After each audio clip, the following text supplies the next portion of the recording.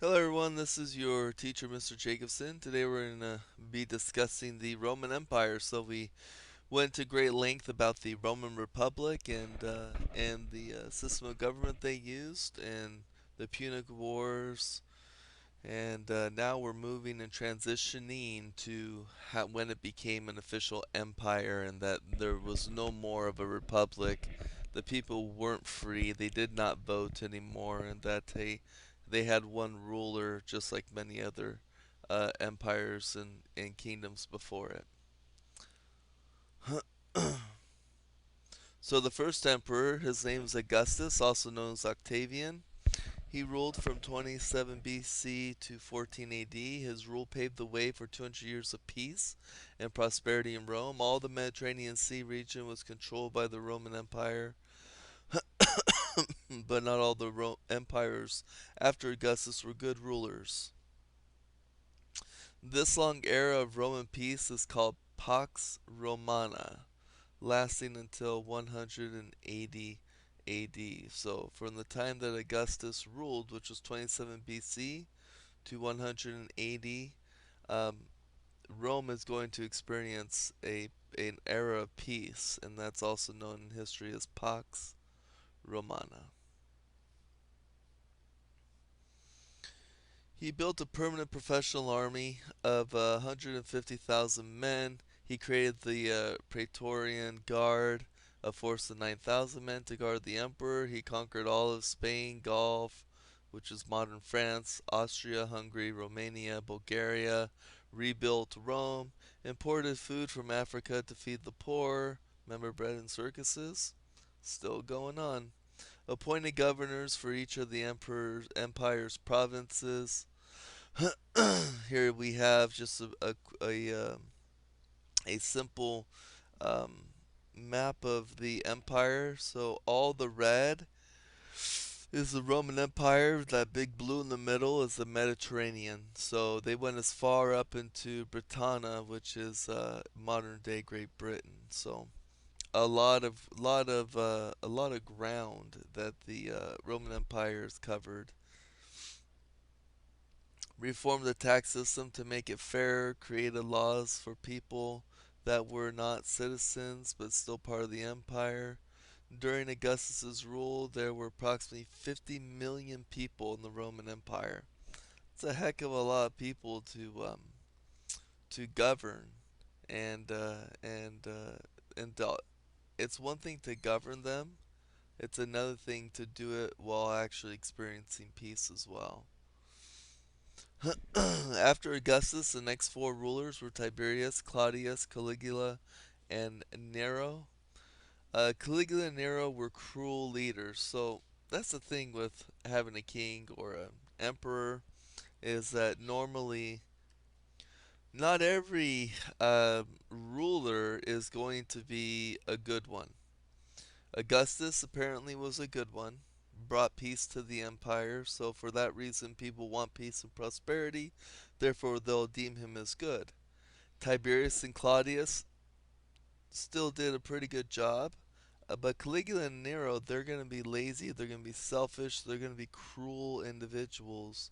And once again, when you have a cruel leader, people don't really care as much about their homeland or empire as much, and so they're going to start they're going to start following the example of their emperor and start being cruel and heartless and corrupt like they are. That's just a natural pattern of history.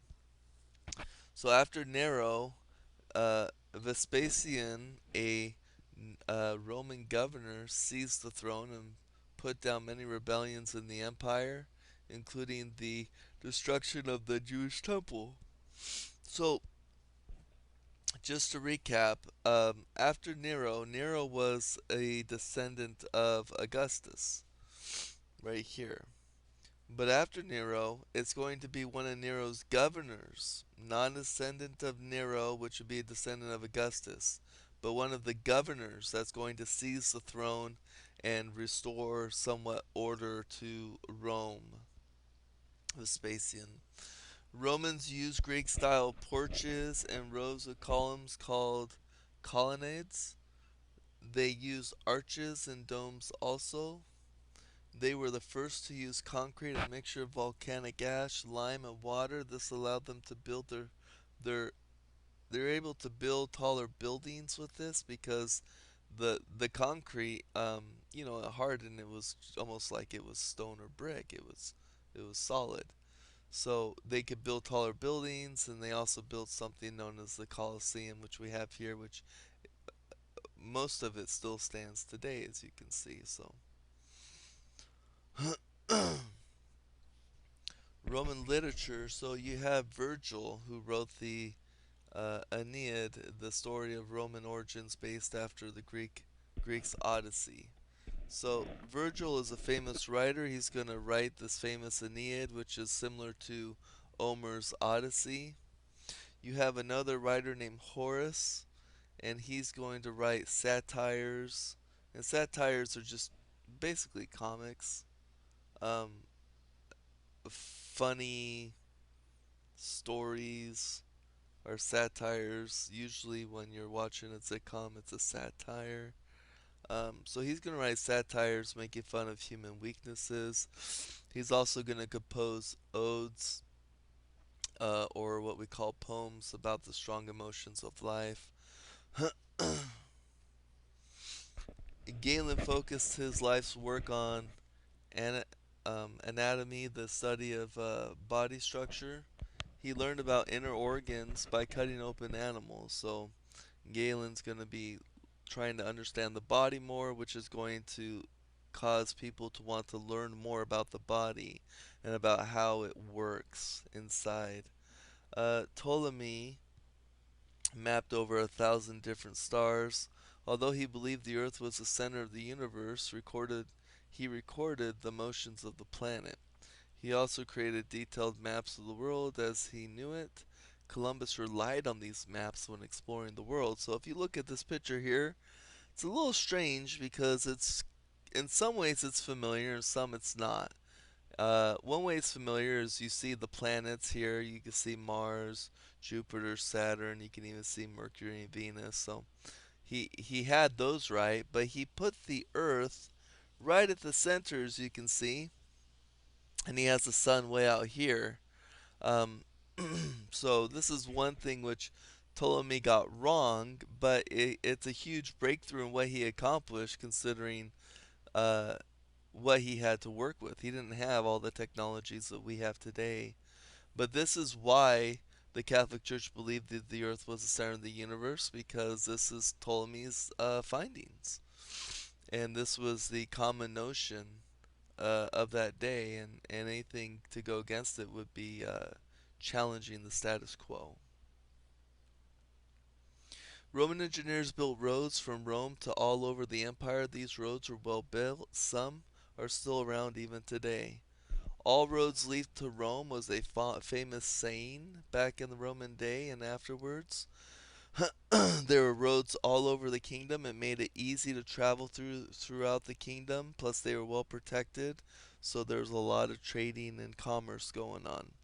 Romans also built aqueducts to bring water from the hills directly to the cities. Romans also had sewers to remove waste from the city. So over here you can see the aqueducts as they go. They bring large amounts of water. I'll explain a little bit more here. So here's the reservoir. Here's the intake. Here's the conduit. So you have this water going through this mountain, which then filters into an aqueduct, which then filters into a city. That's how the Roman aqueduct worked. Today, we don't use aqueducts. We actually just pump everything through the ground and then pump it back into a treating plant, and then it goes into the city. So obviously our technology is a little more advanced, but considering what they have, again, guys, you have to appreciate the ingenuity and the engineering of the Romans and their ability to supply large amounts of water to an ever-growing population. And that's pretty much it. So we're gonna go ahead and close here.